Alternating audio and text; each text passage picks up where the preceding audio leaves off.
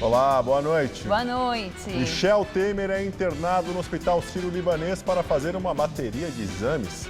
Esta semana ele passou mal com problemas urológicos. Lúcio Funaro reafirma que o presidente sabia do esquema de corrupção na Caixa. E lobista diz que entregou dinheiro pessoalmente ao ex-ministro Eduardo Alves em São Paulo. Ex-presidente Dilma Rousseff fala que a relação com Odebrecht era pautada pela importância do grupo. Petista prestou depoimento como testemunha de defesa do ex-presidente da Petrobras, Aldemir Bendini. O governo arrecada 6 bilhões de reais com o leilão do pré-sal. E governo da Espanha destitui governo da Catalunha e convoca a eleição para dezembro. Você acompanha essas e outras notícias após o intervalo. Até já. O presidente Michel Temer já está em São Paulo. Ele chegou por volta das 8 da noite e passará por exames no Hospital Sírio-Libanês, aqui na região central da capital. Michel Temer veio a São Paulo a pedido do médico dele, Roberto Calil Filho. Ele está internado neste hospital, onde vai fazer a retirada de uma sonda da uretra e também vai passar por exames.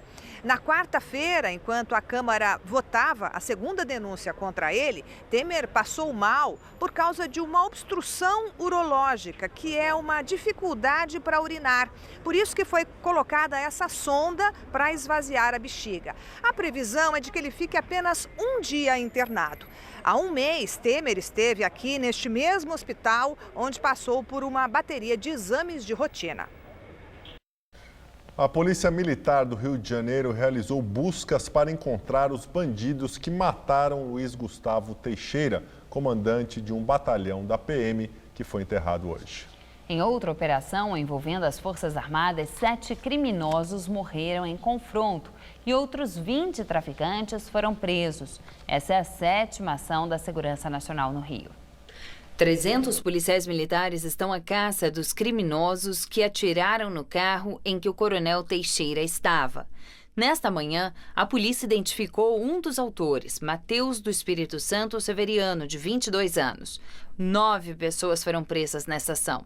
Em outra operação, cerca de 1.700 homens, entre soldados das Forças Armadas, policiais militares e civis, foram recebidos a tiros no complexo de favelas de São Carlos, região central do Rio. Ao todo, mais de 150 pessoas foram detidas. Dos 20 traficantes presos, 4 eram diretamente ligados a NEM, chefe do tráfico na Rocinha e envolvido em disputas pelo território com outro líder do crime organizado, o Rogério 157. Segundo as Forças Armadas, uma grande quantidade de drogas e 26 fuzis e outras armas foram apreendidas. Superior Tribunal de Justiça nega recurso e ex-governador do Rio, Sérgio Cabral, do PMDB, será transferido para Campo Grande, no Mato Grosso do Sul. A ministra Maria Tereza de Assis Moura, do STJ, negou o pedido da defesa de Cabral para mantê-lo na penitenciária em Benfica, na zona norte do Rio, onde ele está preso. Cabral é acusado de chefiar uma organização criminosa que saqueou o estado do Rio. Ele é réu em 16 ações penais. Na Lava Jato, já foi condenado em 3 processos, 2 no Rio e 1 em Curitiba. Acumuladas as penas, já chegam a 72 anos de prisão. A transferência de Cabral foi solicitada pelo Ministério Público e acatada pelo juiz Marcelo Bretas. Segundo os procuradores, na cadeia no Rio, Cabral estaria recebendo informações privilegiadas. Em depoimento no começo da semana, chegou a dizer ao juiz Bretas que ele deveria conhecer sobre joias, já que a família dele tem negócios com bijuterias. O magistrado rebateu e disse que a declaração é o tipo da coisa que pode ser entendida como ameaça velada. Segundo o Ministério da Justiça, por segurança, a data da transferência não será informada. Em Campo Grande, a rotina de Cabral deve ser mais rígida. No Presídio Federal, ele será monitorado 24 horas por dia. As visitas são restritas, só ocorrem uma vez por semana, com um tempo limitado a 3 horas. O presídio de Campo Grande foi escolhido para receber o ex-governador Sérgio Cabral por ter o menor número de presos do Rio de Janeiro. A maioria dos internos é de São Paulo, muitos ligados ao PCC. O governo classifica como excelente o leilão do pré-sal no Rio de Janeiro, que arrecadou 6 bilhões de reais e vendeu 75% da área ofertada.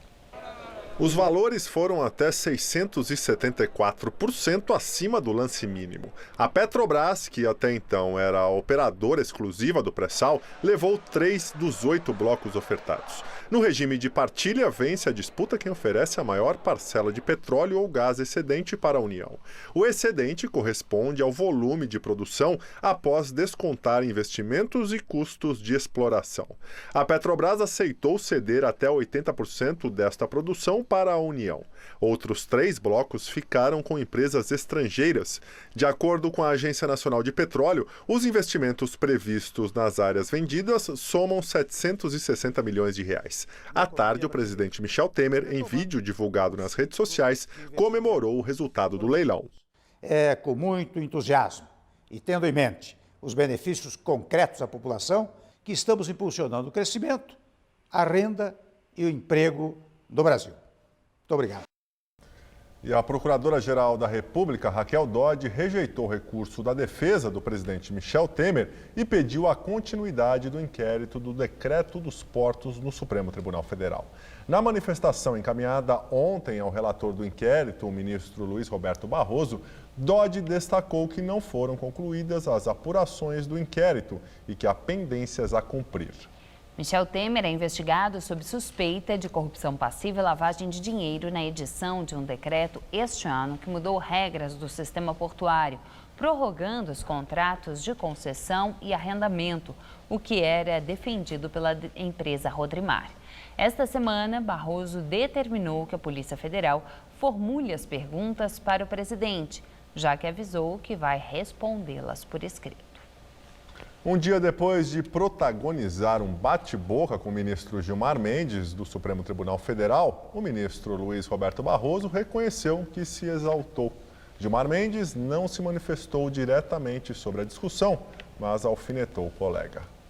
Os ministros discutiram ontem durante a sessão no plenário do Supremo Tribunal Federal. Vossa Excelência, quando chegou aqui, soltou Zé Dirceu. Porque recebeu indulto do presidente da República. Não. Vossa Excelência julgou os embargos infringentes. Absolutamente é mentira. Vossa Excelência dizia que é mentira. Aliás, Vossa Excelência normalmente não trabalha com a verdade. Vossa Excelência fica destilando ódio o tempo inteiro. Não julga, não fala coisas racionais, articuladas. Não transfira para mim esta parceria que Vossa Excelência tem com a leniência em relação à criminalidade do colarinho branco. Segundo o jornal o Globo, hoje, durante uma aula na Faculdade de Direito na Universidade Federal do Rio de Janeiro, onde leciona, Barroso disse que a exaltação não é a melhor forma de se expressar e que, mesmo que às vezes seja necessário, é possível passar da linha e completou que não passou, mas quase. Já o ministro Gilmar Mendes, mesmo não falando diretamente sobre o caso, comentou durante uma palestra no Instituto Brasiliense de Direito Público 2 ações que tramitam no Supremo.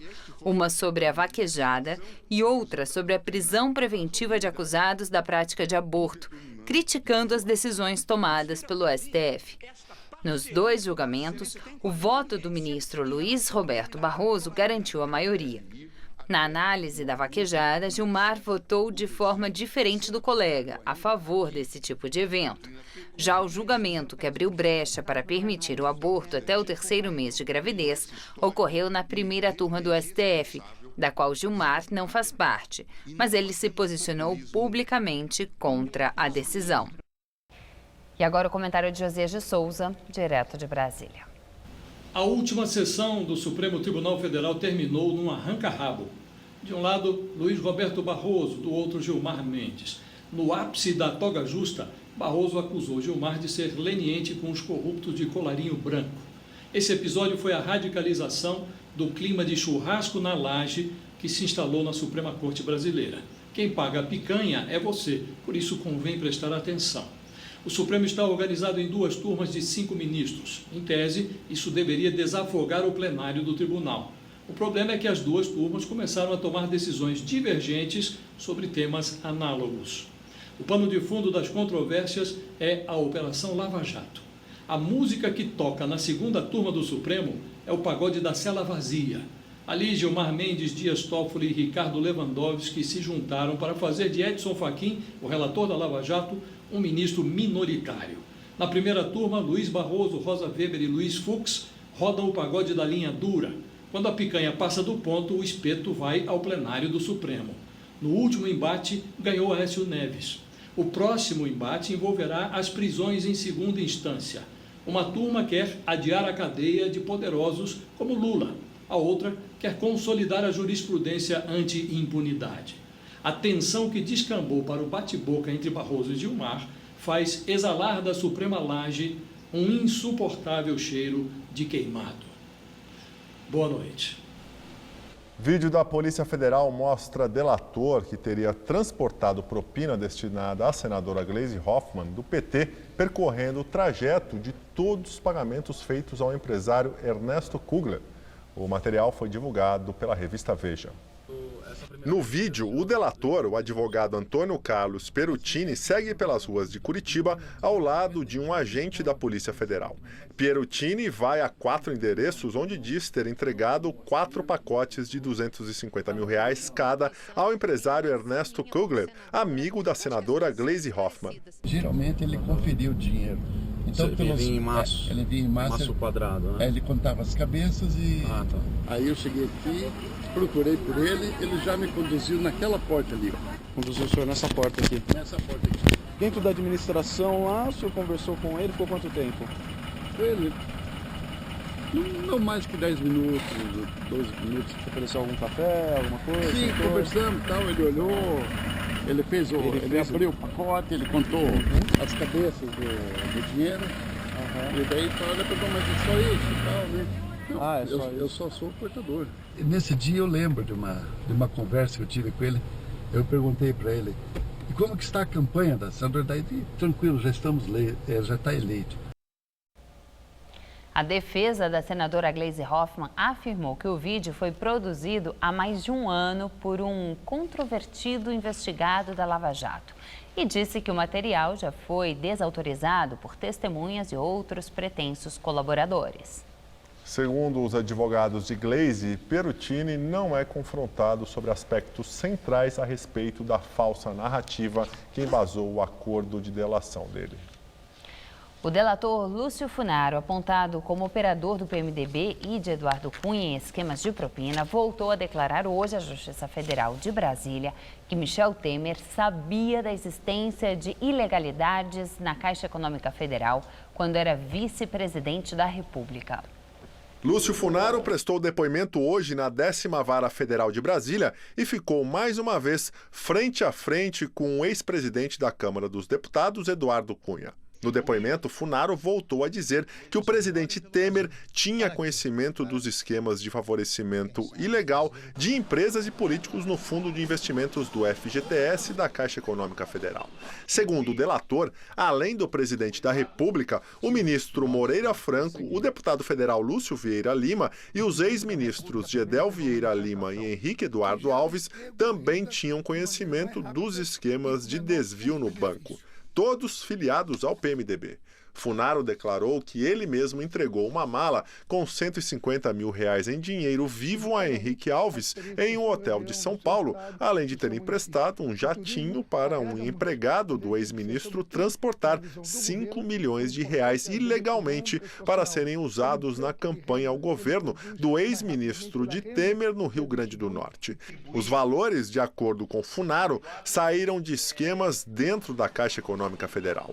O operador do PMDB também declarou ao juiz federal que nos últimos 15 anos se encontrou mais de 780 vezes com Eduardo Cunha para tratar de esquemas ilegais de propina.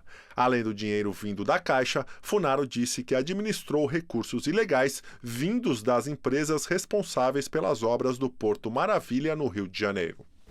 Por meio de nota, o presidente Michel Temer contestou categoricamente as declarações de Lúcio Funaro e qualquer envolvimento do nome dele com negócios escusos. Ainda mais partindo de um delator que já mentiu outras vezes à justiça, disse a nota. O ministro Moreira Franco também afirmou por meio da assessoria dele que qualquer declaração proveniente de delatores assumidamente criminosos não merece credibilidade. O advogado que defende os irmãos Gedel e Lúcio Vieira Lima diz que rechaça veementemente as mentirosas afirmações feitas por Lúcio Funaro. E em depoimento à Justiça, como testemunha, ex-presidente Dilma Rousseff diz que a relação com Odebrecht era pautada pela importância do grupo. Dilma prestou depoimento como testemunha de defesa do ex-presidente da Petrobras. Aldemir Bendini é réu na ação penal, acusado de receber 3 milhões de reais de propina da Odebrecht. Ele foi nomeado por Dilma para o comando da estatal em fevereiro de 2015, no lugar de Graça Foster, com a missão de acabar com a corrupção na empresa. Antes foi presidente do Banco do Brasil. A Moro, a petista, falou sobre a nomeação de Bendini para a Petrobras. Escolhi o doutor Bendini e o doutor Ivan pelo desempenho que tinham tido diante do Banco do Brasil, que era, de fato, um elemento, para mim, bastante valioso. No depoimento, que durou cerca de 30 minutos, Dilma justificou a boa relação do governo com a Odebrecht. Segundo ela, isso se deu pela importância do grupo para a economia nacional. A petista negou que as tratativas ocorressem em função de financiamentos de campanha do PT. Muitas vezes a gente concordava com os rumos propostos pelo grupo Odebrecht. E é público e notório que muitas vezes também nós discordávamos. Agora, tínhamos uma relação de grande interesse, não porque eles contribuíssem ou não para a campanha, mas pela importância que o grupo tinha, e acredito que ainda tem, na economia brasileira. Aldemir Bendini está preso no Paraná desde julho. Em delação, o ex-presidente da Odebrecht, Marcelo Odebrecht, afirmou que pagou propina sobre operações de refinanciamento do Banco do Brasil com receio de retaliações de Bendini. Dilma negou conhecimento em qualquer tratativa ilícita entre Bendini e a empreiteira. O doutor Bendini era interlocutor da presidência da República como diretor-presidente do Banco do Brasil. Qualquer outra especificação é, no mínimo, extemporânea. E durante o depoimento, a ex-presidente Dilma disse ao juiz Sérgio Moro que o governo dela tinha preocupação em salvar as empresas da Lava Jato. A petista defendeu a punição de executivos, mas declarou que as instituições são produtos sociais e que elas não podem ser punidas. Neste processo, Bendini é acusado de receber 3 milhões de reais em propinas da Odebrecht. Ele nega as acusações. Após polêmica, o governo publicou hoje a lista suja do trabalho escravo. O cadastro mostra os 131 empregadores que, segundo o Ministério do Trabalho, submeteram empregados a condições análogas à da escravidão. Os dados são relativos às fiscalizações realizadas desde 2010. A divulgação dessa lista suja foi uma das polêmicas criadas pela edição de uma portaria publicada no último dia 16, que modificou os parâmetros observados na fiscalização do trabalho escravo. A portaria também previa que a divulgação da lista suja passaria a depender de determinação expressa do ministro do Trabalho, o que foi classificado como um retrocesso pela Procuradora-Geral da República, Raquel Dodge. Na última terça-feira, a ministra Rosa Weber, do Supremo Tribunal Federal, suspendeu em decisão provisória essa portaria. O Ministério do Trabalho, por sua vez, tem afirmado que as mudanças nas regras visam dar segurança jurídica à atuação do Estado.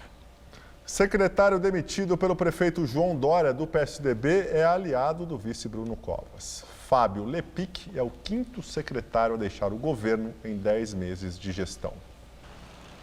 Buracos nas ruas, menos lixo recolhido, calçadas sem varrição nem reparos. Serviços que têm deixado a desejar. As críticas às ações da zeladoria da prefeitura, uma das bandeiras da gestão Dória, teriam colaborado para a demissão do responsável pelo setor. Fábio Lepic era o secretário adjunto das prefeituras regionais. O titular da pasta é o vice-prefeito Bruno Covas, que voltou ao trabalho nesta semana, depois de 12 dias na Europa.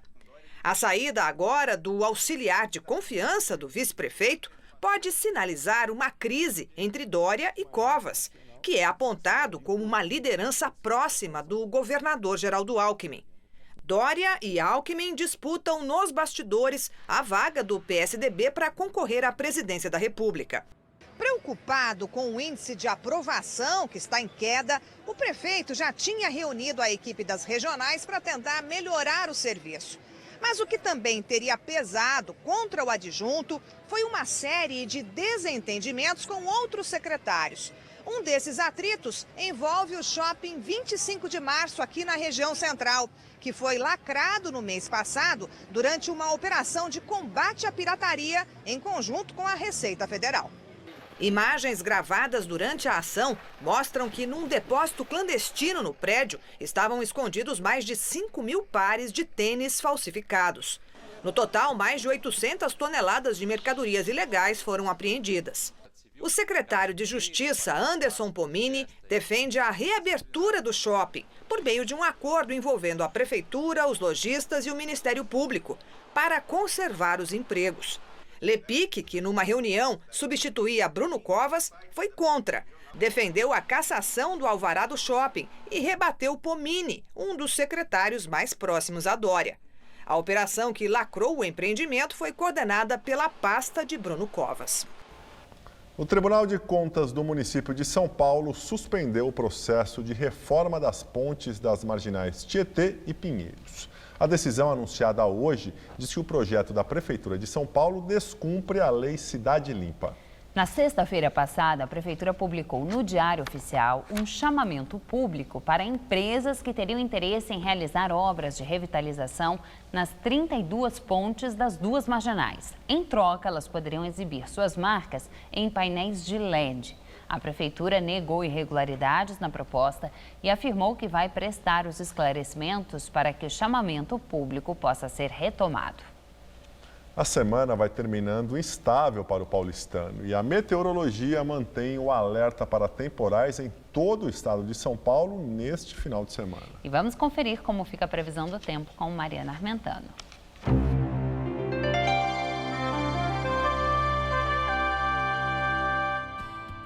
Fica mantida a previsão de chuvas volumosas em todo o estado, tanto no sábado quanto no domingo. Mas para a capital, a previsão é de sol, com chuvas só a partir da tarde. Para essa próxima madrugada, teremos mínima de 19 e máxima de 30 graus amanhã. No domingo, a máxima cai para 27 e a semana começa mais fresquinha, com termômetros entre 18 e 26 graus na segunda-feira. A Agência Nacional de Energia Elétrica anunciou hoje que a bandeira tarifária de novembro também vai ser vermelha, em patamar 2. Isso significa que no mês que vem o valor cobrado nas contas de luz vai vir reajustado em R$ 5,00 a cada 100 kWh de energia consumidos. A bandeira vermelha, patamar 2, já vigorou durante o mês de outubro, mas com valor menor de R$ 3,50 a cada 100 kWh. O aumento de quase 43% foi aprovado nesta semana pela ANEEL. A justificativa foi a falta de chuvas e a situação delicada dos reservatórios das hidrelétricas, que vem exigindo o uso maior de energia das termoelétricas, que geram eletricidade mais cara. O primeiro-ministro espanhol Mariano Rajoy destituiu o governo provincial da Catalunha, dissolveu o parlamento e marcou eleições regionais para 21 de dezembro. A intervenção na Catalunha foi anunciada no fim da tarde pelo próprio Rajoy. A retirada do líder catalão já era esperada depois que o Senado espanhol determinou a suspensão da autonomia da região hoje cedo. Rajoy reforçou que a ação do governo central da Espanha não é assumir o controle sobre a região indefinidamente, mas minimizar os impactos econômicos, sociais e políticos àquela região mergulhada em suas disputas independentistas. Além disso, o Ministério Público Espanhol já anunciou que vai acusar os líderes do movimento separatista de traição, crime com pena prevista de 30 anos de prisão. Nós ficamos por aqui. A edição de hoje pode ser vista no site do Jornal da Gazeta. Muito obrigado pela companhia. Tenha uma excelente noite e um ótimo final de semana. Tchau, Ju. Tchau, Gabriel. Eu entro em férias, volto em breve. Fique agora com o programa Festa Sertaneja. Boas férias, Ju. Obrigada.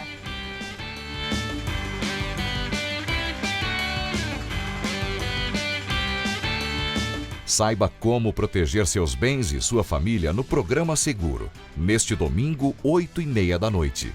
Assista agora a Festa Sertaneja com Padre Alessandro Campos.